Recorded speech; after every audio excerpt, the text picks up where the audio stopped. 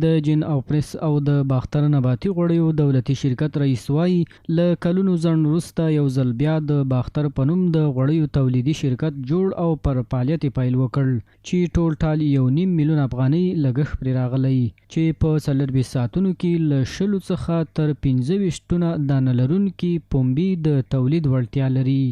تقریبا په یوه شپه ورځ کې 15 الی 15 ټنه پنبه دانه خوري چې د هغو څخه د 4 ټنه په حدودو کې تر 6 ټنه پورې غوړي لاسته راځي او صابون لاسته راځي او کنجاره لاسته راځي او دغه پرې مشتقات. په همدې حال کې د جنپریس دولتي شرکت عملیاتي مرستیال وایي دا یوه داسې کارخونه ده چې په نړیوالو معیارونو برابر پکې غوړي تصفیه او تولیدیږي. سابقه دارترین فابریکه در سطح ولایت بلخ است. مواد تولیدی هذه به شکل استاندارد تولید میشه که در اینجا ما چگت که به دست میاریم از فابریکه حوزه اول خود اینجا پروسس میکنیم.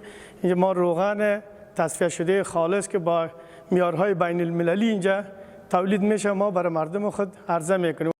له بلې خوا په دې کارخونه کې یو شمېر کارمندان خوښ دي چې له کلونو ځنډ وروسته ورته یو ځل بیا د کار زمینه برابریږي. دوی له پانګوالو وغوښتل چې په خپل هیواد کې پانګونه وکړي او ځوانانو ته دې د کار زمینه برابره کړي.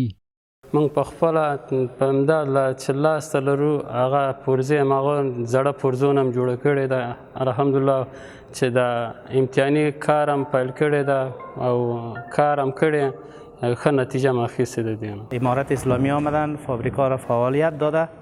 ما از پیششان بسیار خوش هستیم. از ایشان تقاضایی داریم که دوباره دیگه فابریکات همچون فابریکات فعال بسازند.